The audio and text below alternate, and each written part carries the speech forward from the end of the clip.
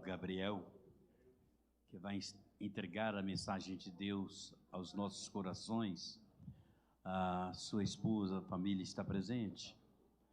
Peço aos irmãos para direcionar o bem-vindo para eles. Vamos falar juntos? Sejam bem-vindos em nome de Jesus. Convidar aqui o pastor José Donizete para pegar o microfone lá e fazer a oração para o preletor, que vai estar ministrando a palavra de Deus.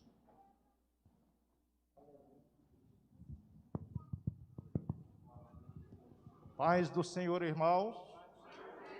Deus amado, Deus querido, Deus santo. Estamos, Senhor Jesus, diante da Tua palavra mais uma vez. Usa o Teu Filho, como o Senhor já tem usado. Fala com a Tua igreja. Salva e liberta, Senhor, nesse culto, Senhor Jesus, de Santa Ceia. Ó Deus, esta é a nossa oração, crendo que o Senhor Jesus vai fazer milagre aqui nesta noite, em nome de Jesus.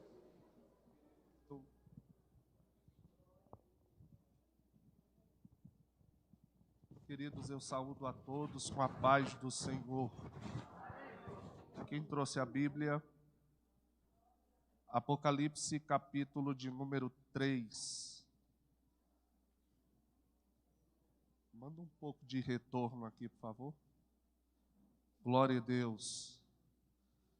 Enquanto você localiza o texto, eu quero externar minha gratidão a Deus por esta tão honrosa oportunidade de poder estar aqui por mais uma vez para juntos servirmos ao Senhor.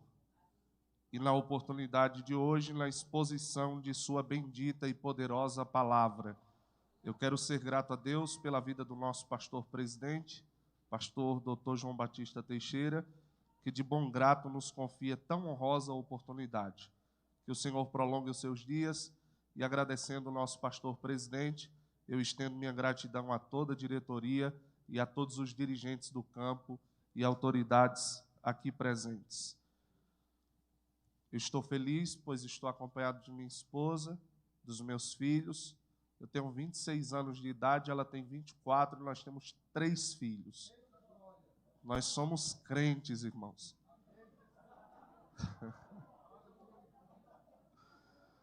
Apocalipse capítulo 3, versículo de número 14.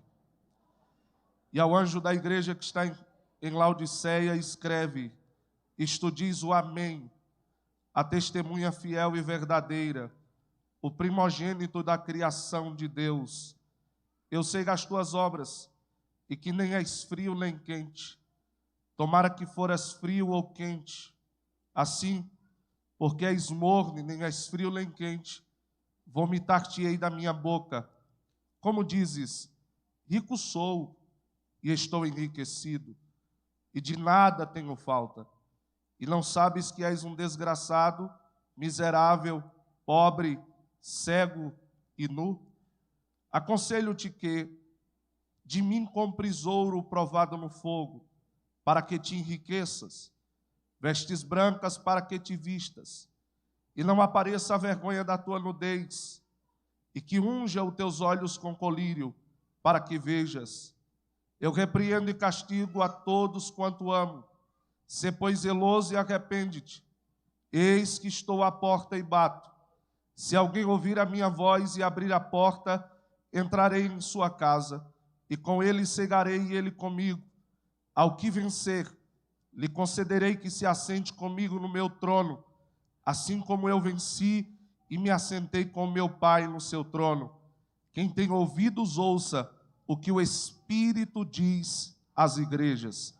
Poder assentar, queridos, muito obrigado.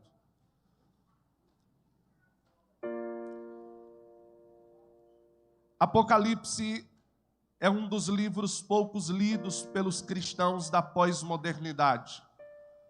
Muito provavelmente pela irresponsabilidade de alguns pastores e pregadores que, com infidelidade, transmitiram a mensagem apocalíptica de uma forma equivocada, de maneira que esse livro causa terror, causa fobia para aqueles que têm um contato com esse texto bíblico. Só que o livro do Apocalipse não foi escrito para causar fobia, para causar pânico na vida dos seus leitores. Para isso nós precisamos entender o contexto em que foi registrado este tão importante livro, que fecha o cânon e fecha o Novo Testamento. A importância deste livro é que no período em que ele foi escrito, a igreja não estava usufruindo de benefícios como no período em que ela fez aliança com o Estado.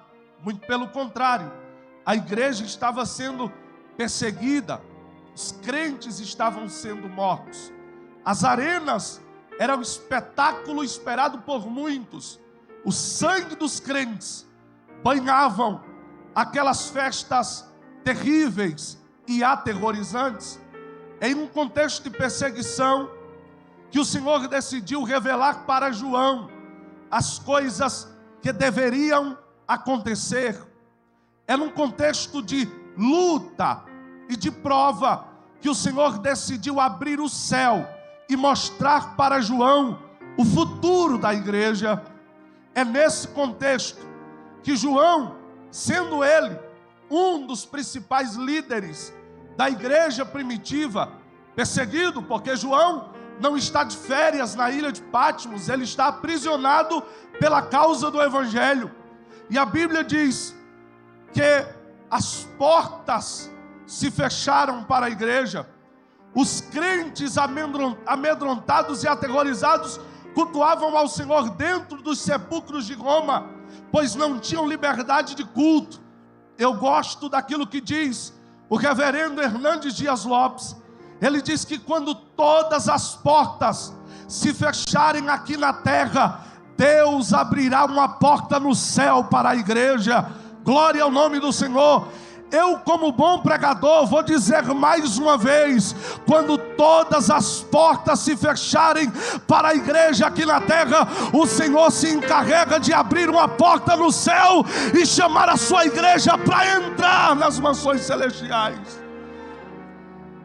João, no capítulo de número 4, é convidado pelo próprio Deus: sobe para cá. E João subiu e recebe a revelação do Apocalipse. Cartas são direcionadas às igrejas. A igreja de Laodiceia é uma das 7 cidades que estava em uma das 7 cidades que compunham a Ásia Menor, a atual Turquia. Era uma igreja espetacular, aos olhos do homem invejável, tinha um poder aquisitivo terrível, era uma das cidades mais bem localizadas. Só que Cristo observa que nesta igreja paira sobre o coração desses crentes uma soberba, uma prepotência, uma arrogância. Aí o que me chama a atenção é que antes de Cristo falar alguma coisa para esta igreja, em primeiro lugar, ele se apresenta para esta igreja. Versículo de número 14, ele diz: isto diz o Amém, a palavra final, a confirmação de todas as coisas. Cristo estava se apresentando para aquela igreja e dizendo: eu sou a palavra final, eu sou a consumação de todas as coisas. Eu posso trazer uma aplicação para a igreja nesta noite. Tem crentes que entraram aqui aflitos, preocupados com a palavra do homem, com a palavra do médico, com a palavra do juiz, mas a última palavra na vida do crente, ela vem da boca de Deus, ela vem do céu, ela vem deliberada sobre a vida daqueles que temem ao Senhor. É do céu que vem esta palavra. Segundo, ele diz: a testemunha fiel e verdadeira. A palavra testemunha no grego dá origem à palavra martúrio. Jesus estava dizendo: eu sou o mártir verdadeiro. E de fato ele deu a sua própria vida para que eu e você estivéssemos aqui. Ele é a consumação da redenção que Deus estabeleceu para a sua igreja. Ele verteu o seu sangue no madeiro para nos dar a oportunidade de ter uma nova vida. Ele é a testemunha fiel. Fiel e verdadeira. Fiel porque ele não muda, verdadeiro porque nele não há mentira. Ele diz: eu sou o caminho, a verdade e a vida, e ninguém vem ao Pai se não for por mim. Terceiro, ele diz: o princípio da criação de Deus. Lembre você que a carta que foi escrita aos Colossenses também foi escrita à igreja de Laodiceia. Nós temos esse registro no capítulo de número 1 desta importante carta, do versículo de número 15 ao versículo de número 17. Paulo mostra Cristo para esta igreja, e ele diz o que é a imagem do Deus invisível, o primogênito de toda a criação, porque nele foram criadas todas as coisas que há no céu e na terra, visíveis e invisíveis, quer sejam tronos, principados e potestade, tudo foi criado por ele, e ele é antes de todas as coisas, e todas as coisas subsistem por ele. Paulo está falando para esta igreja que Jesus, ele é pré-existente, ele existia antes de que tudo fosse criado, ele existia antes de que a palavra haja luz fosse liberada por Deus, e mais do que isso, Paulo diz que também ele é o meio pelo qual todas as coisas foram criadas.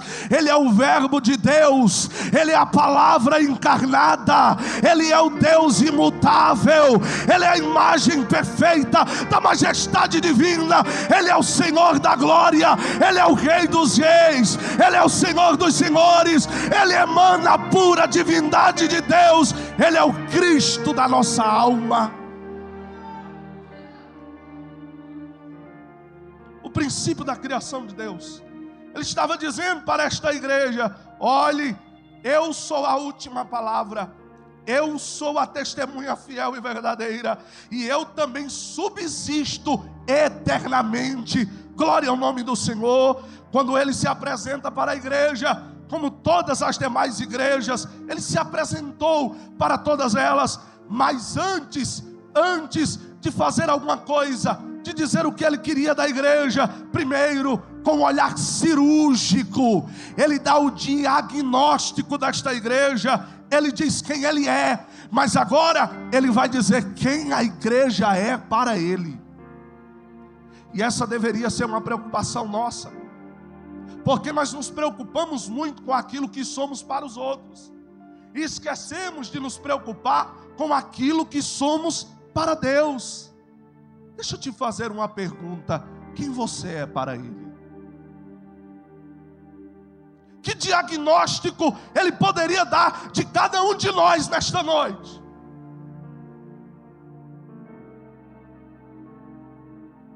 Versículo de número 15, olha o diagnóstico: eu sei as tuas obras. Essa expressão se repete para todas as igrejas, só que o que me chama a atenção é que a palavra eu conheço as tuas obras no grego traz a ideia de que ele tem um olhar penetrante. Ele não só conhece as obras que eu faço, mas ele também conhece as obras que eu penso em fazer. Ele conhece aquilo que eu faço por fora, mas ele também conhece aquilo que eu faço por dentro. Ele sonda e conhece as nossas mentes. Eu acho interessante que para uma das igrejas ele se apresentou dizendo: eu sou aquele que tem os olhos como chama de fogo. Nós estamos vivendo em uma época que muitas religiões estão surgindo, e por que não dizer e citar, dicas de passagem, que a maçonaria, ela se exalta, dizendo: não, o olho que tudo vê é o olho da maçonaria, mas a nossa Bíblia diz que o olho que tudo vê não é o olho da maçonaria, é o olho do Cristo ressurreto, do leão da tribo de Judá, daquele que esteve morto, mas que reviveu pelo seu próprio poder. Ele te vê, ele te vê. E aí ele vai dar o diagnóstico, versículo 15 ao versículo 17. Primeiro, nem és frio, nem quente. Vocês são pessoas dúbias.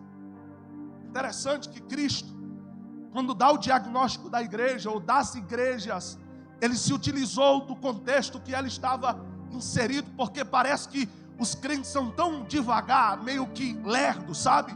Que parece que Cristo precisa desenhar para eles o que eles estão vivendo para ver se eles entendem. Quando ele diz assim, nem és frio, nem quente, ele estava citando o exemplo, porque a cidade de Laodiceia era uma cidade muito rica, porém, entretanto, todavia, era uma cidade com dificuldade hídrica, não tinha água, era extremamente difícil água naquela região. Então, tomaram a decisão de fazerem 2 aquedutos, um aqueduto que vinha de Herápolis, a cidade das águas quentes, que tinha fins medicinais. O segundo aqueduto veio da cidade de Colossos, por sua vez, era uma cidade de águas frias, que causava refrigério para aqueles que bebiam. Irmão, coisa boa é tomar um copo de água fresca. Quando Jesus disse para essa igreja, nem és frio, nem quente, observe, as águas de Herápolis serviam para fins medicinais, eram águas que traziam cura para enfermidades, eram águas terapêuticas. As águas de Colossos eram águas que traziam refrigério. Quando ele disse para aquela igreja, nem és frio, nem quente, ele estava dizendo, vocês não curam ninguém, e vocês não refrigeram a vida de ninguém. Nós estamos vivendo num período em que as pessoas estão assim, não consegue refrigerar ninguém, como também não consegue curar ninguém. Afinal de contas, como é que um cego guia outro? Como é que um doente cura outro? Como é que alguém que perdeu a direção guia alguém no caminho correto? A igreja de Laodiceia é a figura da igreja pós-moderna, uma igreja dúbia, uma igreja que está no muro, uma igreja que perdeu a sensibilidade, porque Cristo não está dizendo aqui, o problema não é ser quente, isso é bom, o problema não é ser frio, porque isso também é bom, o problema é ser morno, o problema é querer agradar gregos e romanos. O problema é querer agradar crentes e mundanos. E deixa eu dizer uma coisa, a igreja nunca conseguiu e nunca vai conseguir agradar todo mundo. Sabe por quê? Porque nós andamos na contramão da avenida, nós nadamos contra a correnteza, nós estamos indo de encontro às ondas da secularização, da modernidade, da mundanização dentro da igreja. Chegou uma hora, queridos irmãos, que nós temos que gritar dubiedade dentro da igreja. Não! Precisamos de profetas como Elias. Até quando vocês vão cochear entre 2 pensamentos? Decidam. Se vocês querem servir a Deus, sirvam. Se vocês querem servir a Baal, seguiu. Aí todo mundo ficou calado e ninguém falou nada. Porque o choque de realidade às vezes é necessário.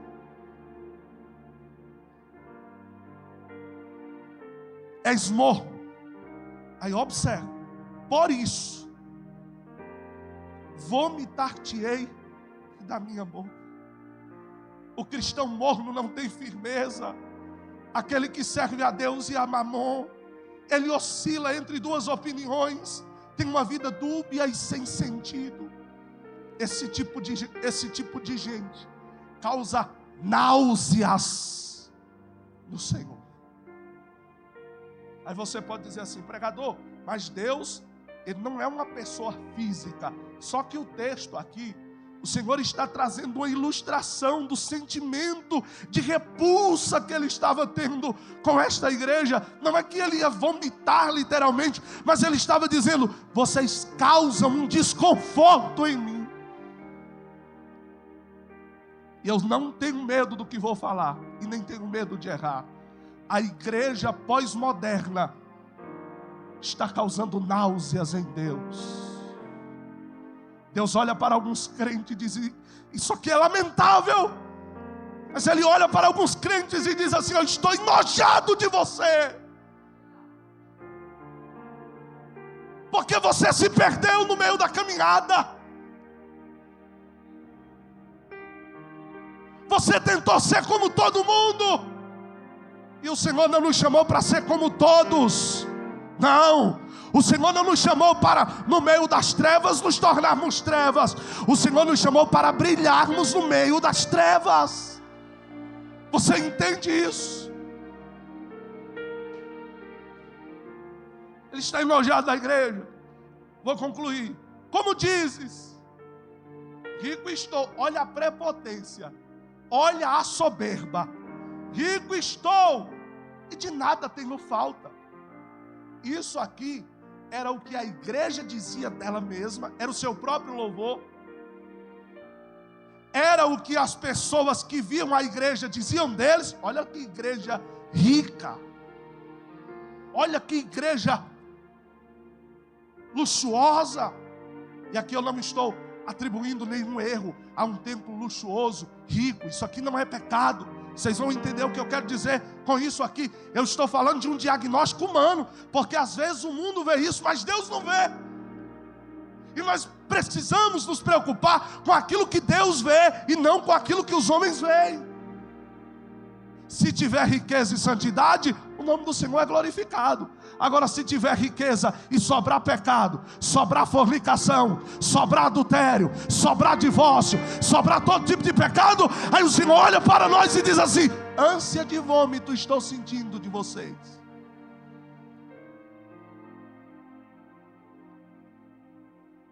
O povo dizia: é rica demais. Aí Jesus vai dizer: agora deixa eu mostrar para vocês uma ótica do céu. Primeiro, desgraçado, perdeu a graça. Miserável, perdeu a misericórdia. Pobre, porque a única coisa que tem é o dinheiro.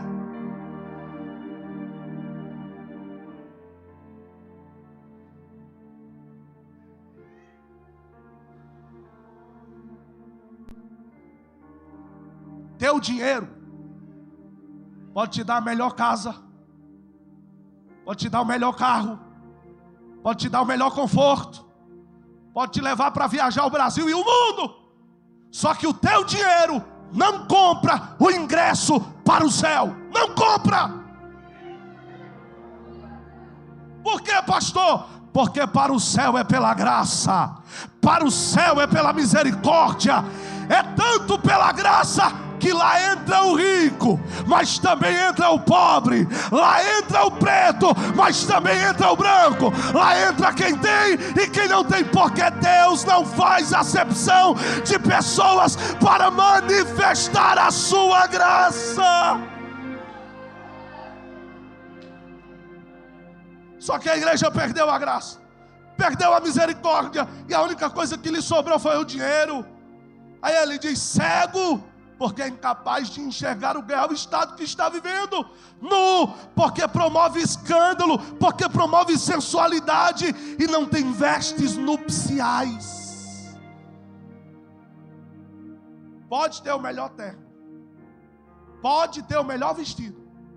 Agora, se não tiver as vestes do Cordeiro, você está perdido.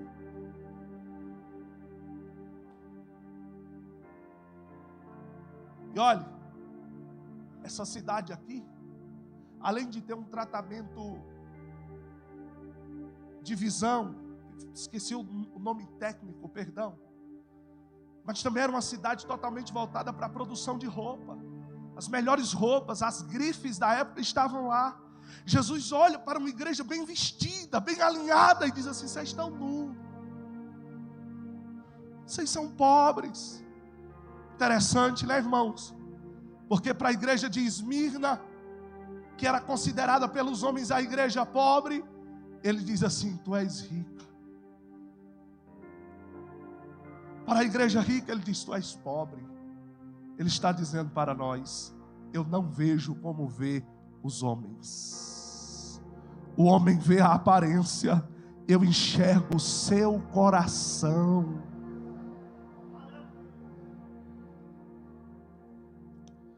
Ele dá o diagnóstico, só que ele é misericordioso e ele aconselha a igreja para mudar.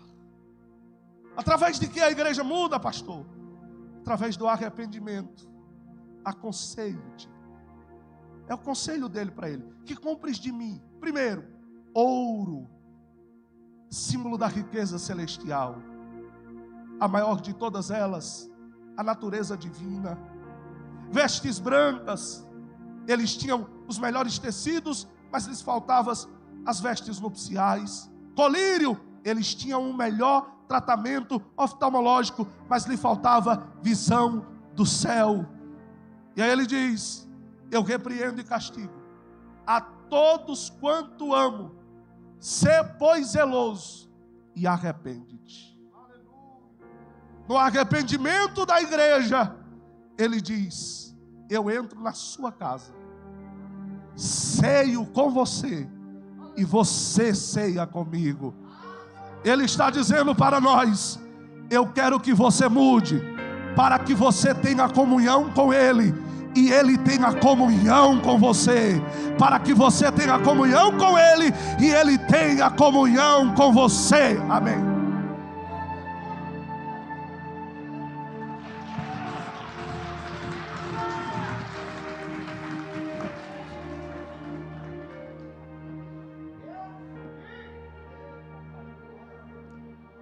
Eu quero perguntar com muito carinho a todos os presentes: se tem alguém nesta noite que deseja